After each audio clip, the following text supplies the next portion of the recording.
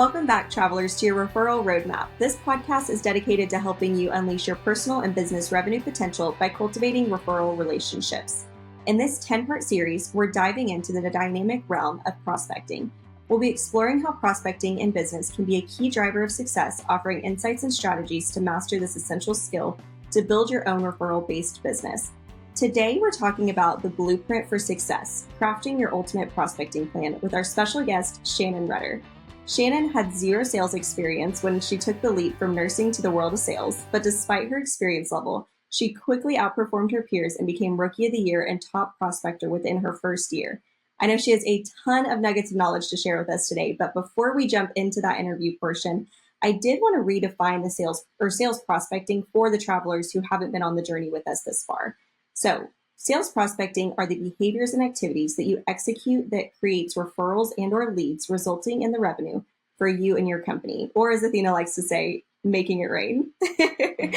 So Athena, can you share a little bit about why you're so passionate about this topic and why we have Shannon on today? Absolutely. So I'm so excited for you guys. If you guys are on a treadmill or if you're in the car, wherever you're at, you're really going to want to make sure that you save this one. Shannon is a friend of mine, a client of mine, and just has a heart of gold. And if you're brand new to sales, you want to hear what she has to say. If you're struggling or if you have teams struggling, you're going to want to hear her. So I just have to say that. First of all, this is really exciting for me, and it will be like having conversation with friends. I feel like I'm just having coffee with my girls this morning. But so I got to tell you, if you're new to our podcast, I got to tell you why I love prospecting. In a world where we get leads from different sources. One, we advertise or we buy leads, or we do marketing efforts, and we do prospecting. In most companies, what I see is it's heavy on the advertising and or buying leads, or heavy on the marketing. There's very little prospecting. Now, I understand that 40% of salespeople say prospecting is the most difficult piece to the business, but this is why I like it. Because your competition doesn't want to do it, so it allows you to thrive. The other thing, if you look at your business, so if you are listening right now and you're looking at your business, I want you to ask yourself, where is the area of the most opportunity for you to lead generate? I promise you, it's prospecting. And while that could make us feel shameful and frustrated with ourselves, don't stop that. It's all about hope. Okay. This means there's hope. And so I'm really excited for you guys to dig into this series because it's an ability for you to take back control of your sales, of your revenue, of your commission. And that's why I'm passionate about it. Now, I love some marketing and we are getting better as a team at it. And I'm all about that, but especially inbound marketing. But you still got to prospect. There's a component of prospecting. So we want to unpack that for you guys. And of course, if you want to go deeper than that, we have courses on our website. Jada will have all those links. But Jada, I got to be all emotional. And so I got to get the motion out of the way, tell people what I think. And we lean on Jada to give us the facts and figures. So we got to have a science mind going on here. So Jada, tell us the facts and figures. Why do they care? Yeah, so there's a couple different sources that I'm going to link in the show notes, but the overall census of the HubSpot source is prospecting takes time and it can be a trial and error process. Your reps may need time to experiment with different channels to effectively reach and research decision makers. And prospecting also takes persistence since the first contact attempt may not be successful. So, oh, can we just stop that? I mean, ladies, right? I know. Yes. It is not always successful on the first try, and that's okay. That's part of the process. One thing that Mark Hunter said, and I like this quote, is prospecting is not an activity, it's a lifestyle. And I think as you ingrain that in your business, and we'll hear more about that from Shannon later, but as you ingrain that in your business, it really does become part of your work lifestyle, if you will. And so going into the study from LinkedIn, they say prospecting identifies potential targets and develops an introduction that may lead to future business. This lets you connect with potential customers whose interests and needs align with your solution. Prospecting helps you schedule meetings with leads that are better fit for your solution since they legitimately need what you have to sell. As a result, they have a lower probability of churning and burning. So one more thing was why we don't prospect, again, from the LinkedIn study. Prospecting is depressing work. Sales reps can hear a lot of no's and have to deal with rejection constantly. So doesn't that make you want to prospect, Athena? But sales is psychologically demanding. When the reps encounter the rejection, they often look for the safe places where they get the positive reinforcement. So one way that LinkedIn talks about this is companies giving their reps no clear direction on what type of prospects to go after or what their expectations are for prospecting. Sales reps may think that they can sell anything to anybody, which we know is not true. Left to their own devices, sales reps will not naturally or magically zero in on the most promising prospects or the ones that best fit the organization's business model. So if the reps continually bring in prospects the company is lukewarm about, they'll eventually lose interest and stop prospecting altogether. So that is a lot of information, but I will link that in the show notes below. And Athena, without further ado, I think it's time that I let you take it over and take it away with our special guest. I know, I'm so excited. All right, you guys. So this is Shannon Rutter, and obviously Jada kind of gave you her bio, but Shannon, welcome to today. Thank you. Thank you for having me. I appreciate the opportunity. Oh, well, we're so excited. So can you help our audience and the listeners that we have today? Will you tell us about what you do? Yeah. How people need to hear this. How did you go from a leap from nursing? And by the way, you didn't have this in there, but those of you, she was not just a nurse, she was the in charge nurse, and she's a published author in that realm. So she's highly accomplished and walked away from that to go into this crazy prospecting rejection world. So understand that for those of you who are like, I don't know if I can do it. And she's a mother and a wife and all the other things that comes with that. So tell us about, first of all, what you do, how you took that leap, and how you help people in your business. Yeah. Well, so what I do is my title is I'm a payment solutions consultant. So what I do to currently help businesses is we have programs that really help them grow their customer base and increase their revenue and obviously cut costs through digital marketing, also payment solutions and business funding as well. So our goal with our clients is to allow them to use payments as a vehicle to help them increase their revenue to where they can reinvest that back into the business to help it thrive and to help it grow. Wow. Another large portion of what I do is really streamlining their day-to-day business processes with improved technology solutions for their business as well. Oh, wow. Yes. But to answer your question on how I took that leap, we ended up landing here in Oklahoma City for a job opportunity for my husband. And I left a job that a nursing position that I absolutely loved back in Wichita, Kansas, where I'm born and raised. Came here to Oklahoma City and I was about to become a mom and I was really looking for a little bit better work-life balance. And I had always worked part-time for the company that I worked for, CurePay, prior to even moving to Oklahoma City. And, was having dinner with the owners one night and they offered me, a full-time position after I came back from maternity leave. And I just thought it was a great time to kind of completely make a change. I was living in a new city and about to embark on, the working mom journey. So I have to ask you, so how does somebody go from not needing to prospect? Now you have lots of skills, leadership, obviously intellectual empathy, high EQ, high IQ.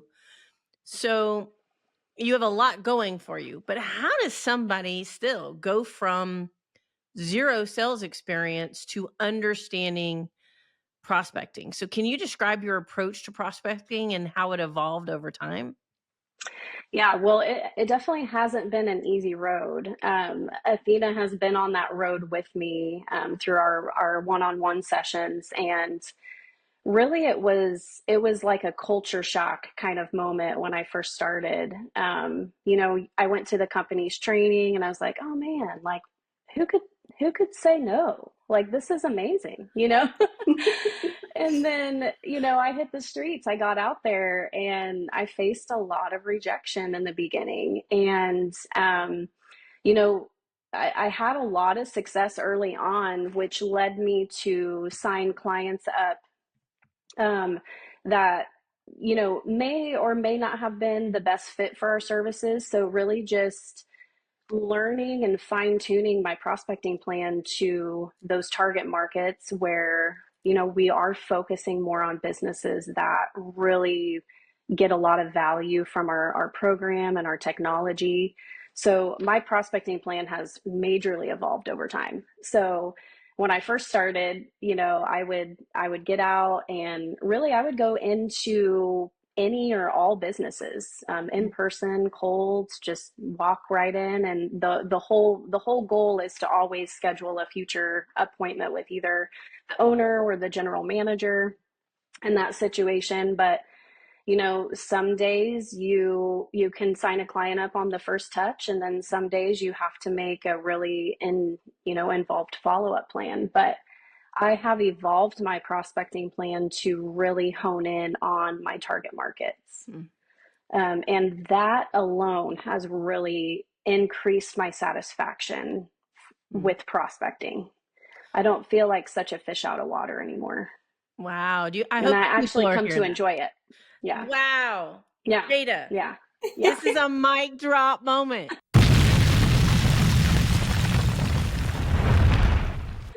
Did she say she came to enjoy it? Is that what I heard? Yes. I did. Yes. Yeah. All right. So, That's awesome. Shannon, let me unpack something really quick for the audience here. Yeah. You guys, she's talking a lot about target marketing and how it was essential in helping her with her prospecting plan. If Jada and I just finished a series, so go back in the podcast. We just finished a 10-part series on target market. So if you're lost and don't know what we're talking about, there's a reason why we started with that. Go back, like and subscribe, get into those, so that you can have this. I just want to stop you right there. That you understand you're not alone if you don't understand that, and what an powerful tool it was. So thank you for sharing that. Yes. I'm excited. So, all right. I love that you say you actually enjoy it, because let's be frank, lots of us don't, right? Yeah. Yeah. I mean, I'm not going to sit here and say that I don't have my days still, but Oh, overall, it's improved significantly. yeah. Well, My mindset. I'm going to say this too. Jada, you prospect every day. Mm-hmm. Do you wake up excited about it? I can't say that I do. No. No. And Shannon doesn't either, folks. No, I don't. And by the way, you guys, I believe in prospecting. I teach it, I train it, I live it. I got to tell you, I don't wake up loving it either. It's not something you have to love. It's something you got to do. I really want you guys to hear that. Okay. So you've got 3 amazing prospectors you're listening to this morning, and we're all telling you we do it. We don't have to love it. Okay. But we learn to like it. All right, Shannon, I have another question for you, because this one goes a little bit deeper. What method or channels do you primarily use for prospecting, and why do you find them effective? I know it'll be different for different people, but tell us all about yours. Yeah. So I really wanted to take a deep dive into what method and channel have been the most effective, prospecting plan for me. So, I actually took a look at my book of business, all of my existing clients, and I really tried to reflect and remember exactly how I acquired them as a client, what my prospecting plan was, and largely, how we prospect in our industry, a term, we use the term canvassing. So I would be, walking into a business.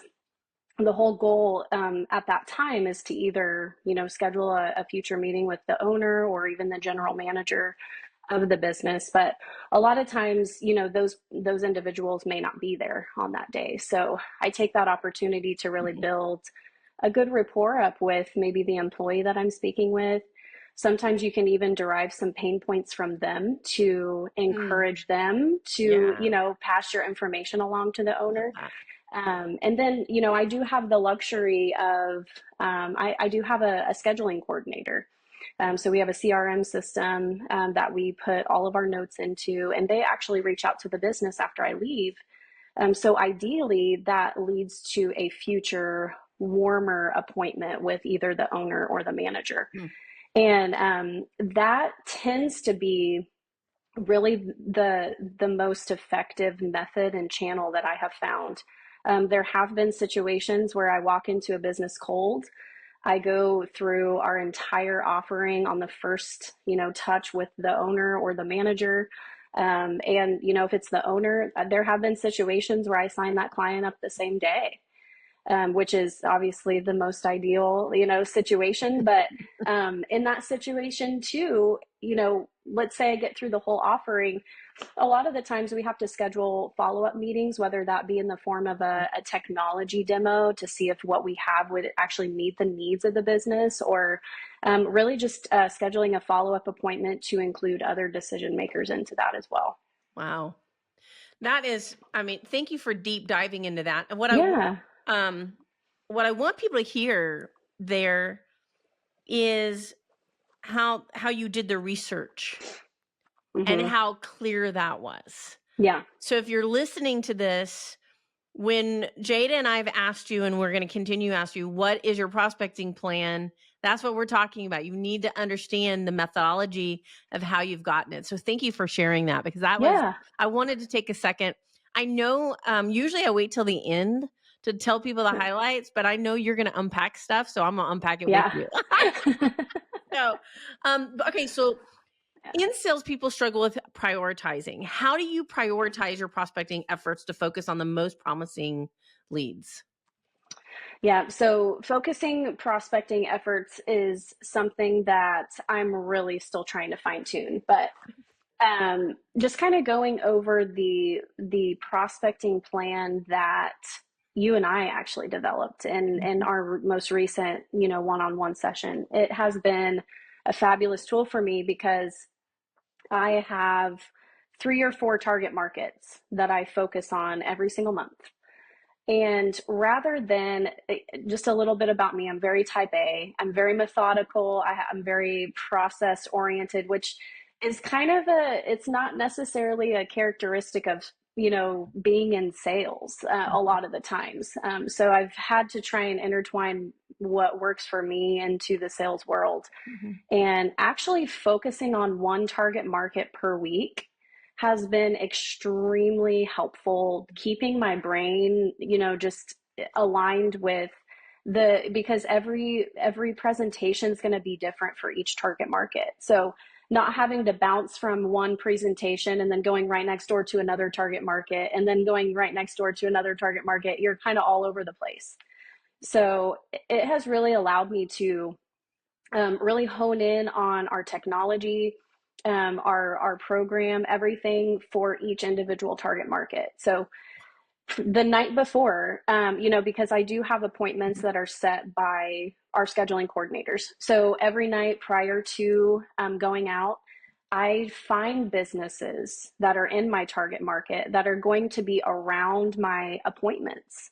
And I have a list of probably my whole goal every day. If I have a lot of appointments, my goal is to have 5 very, very good, cold prospects prospecting.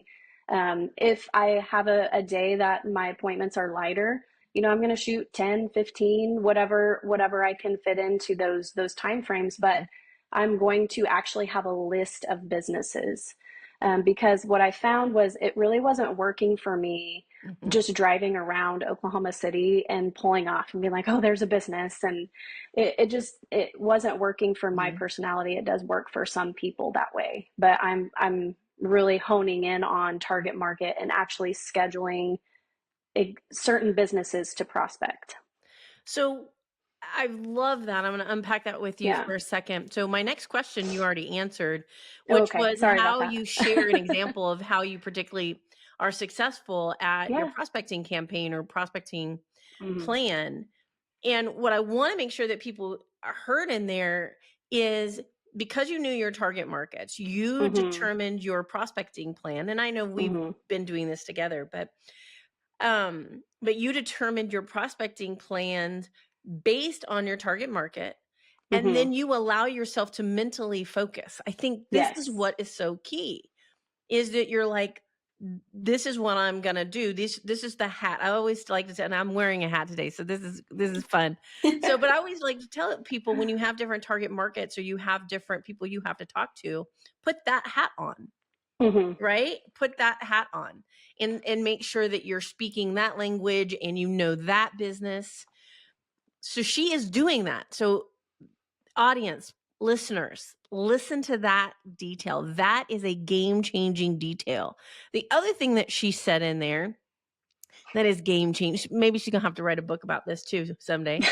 The other thing that she said in there that I want to make sure that you guys heard is that she researches the night before, which is funny because I was just going to ask you, how does research play Hmm. into your prospecting? Yeah.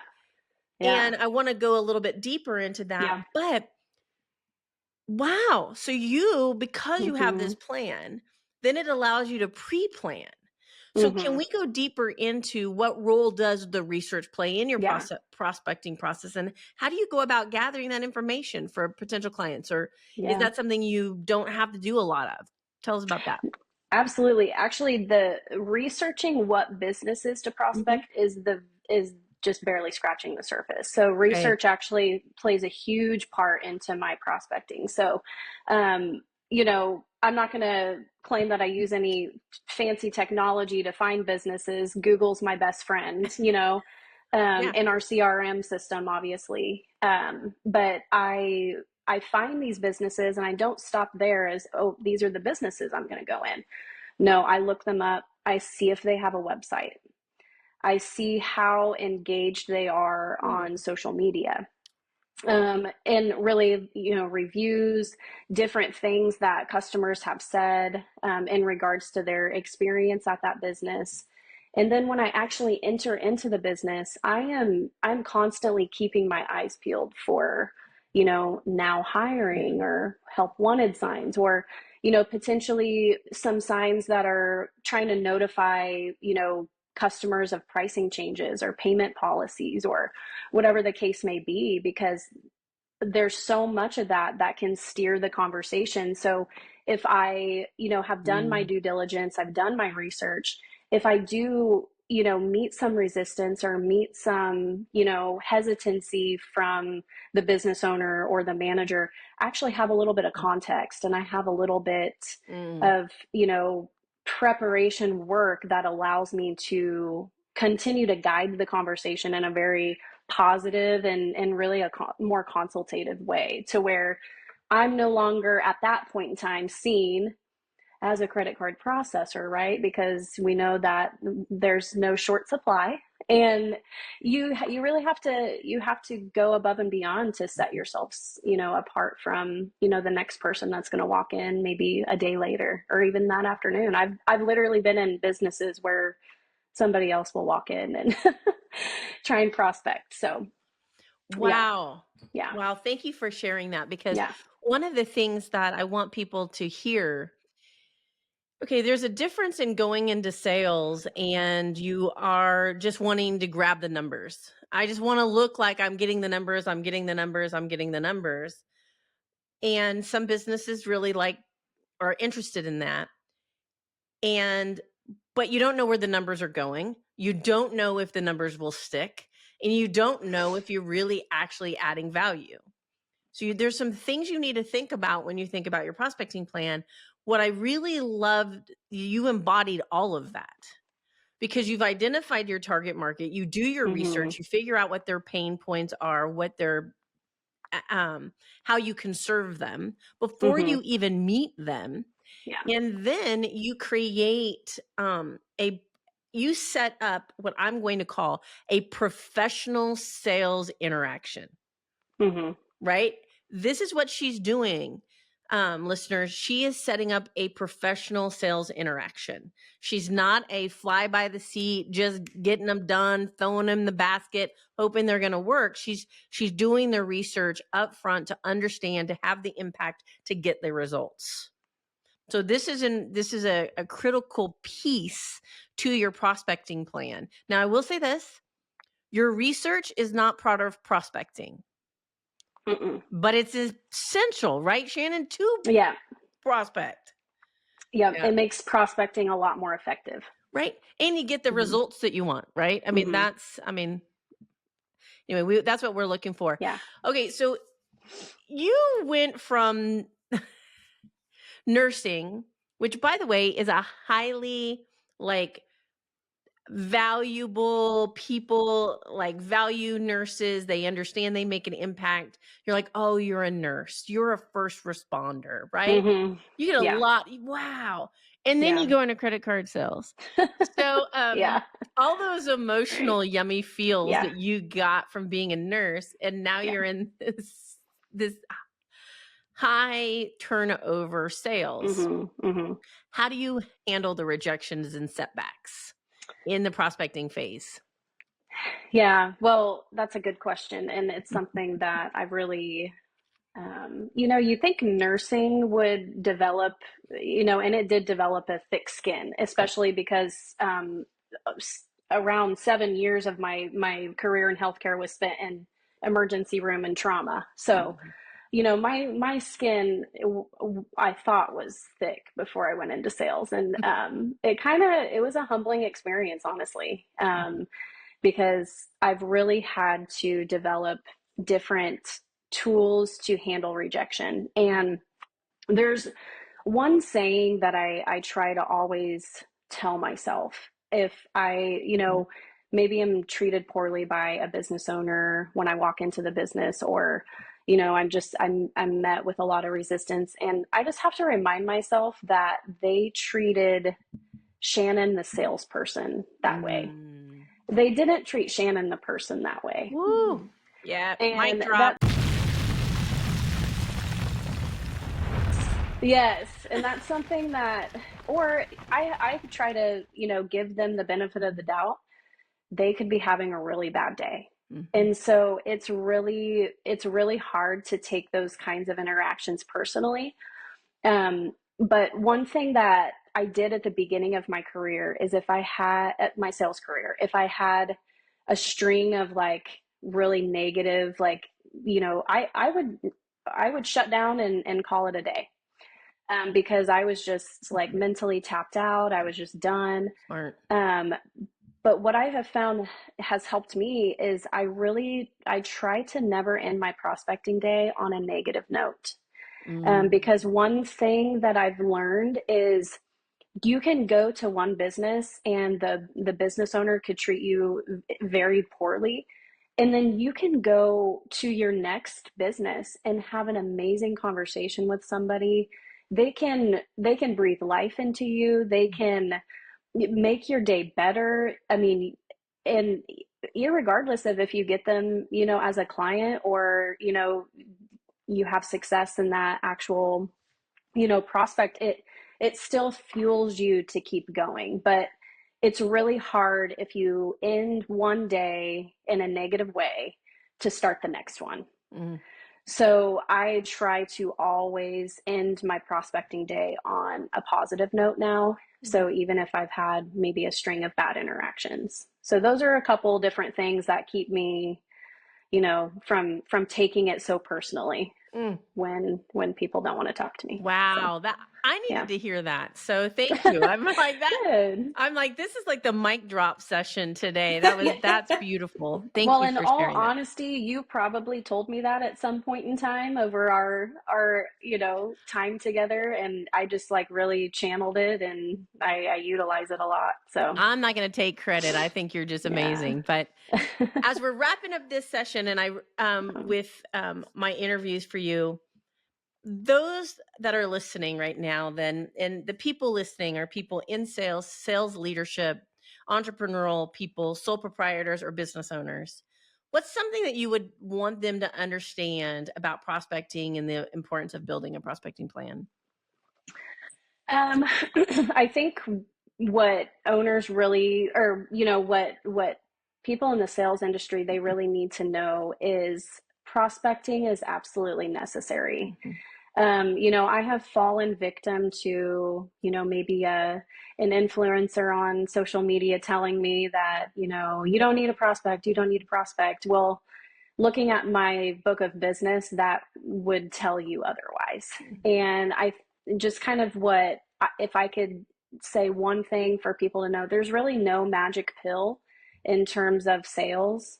You have to put the work in. You have to put the work in prospecting, because that will separate you from a very successful career versus, not being able to fully accomplish your goals. And as I continue to build my referral partner network and my references and just everything that helps you have to prospect less, I don't want to lose sight on how incredibly, important fresh prospecting is. I love it. Thank you so much for sharing that. And I want to second that, because I will tell you, in the more you prospect, the more you, let me say this, the more you understand your target market and then prospect to that target market and then build that referral network within it, and then create your marketing message correctly. Jada can say this, then the leads come to you. So the cold prospecting is finished. It doesn't mean prospecting is finished. It means that cold prospecting is finished. That is a beautiful spot. But what Shannon is saying, you guys, she started from scratch. And so she is in the middle of building to where she doesn't have to do cold prospecting anymore. But she is doing the heavy lifting right now in order for that to happen. Now, what I call this in the coaching, in my coaching world, is the difference between hunting and farming. And what Shannon is doing and what she's explaining to you is she is hunting with her prospecting plan while she's farming to build her references and her referral partners. I know how much she works. She is a worker. I mean, she puts it out there, okay? And she is not leaving any opportunity on the table. So I want you to hear that right now. Listen to what she said. There's no magic pill. If there was, I would have one for my businesses. And there isn't. So I really understand that, and understand there's a place for marketing, advertising, but there's also a place for prospecting and selling once you have prospects. Thank you so much, Shannon. I know, stay here. I know, Jada, how do people connect with this? They're going to want to like and subscribe this one. This is a one they need to go back and listen to take notes. And I know you've got a bunch of things in the show notes. So what's next?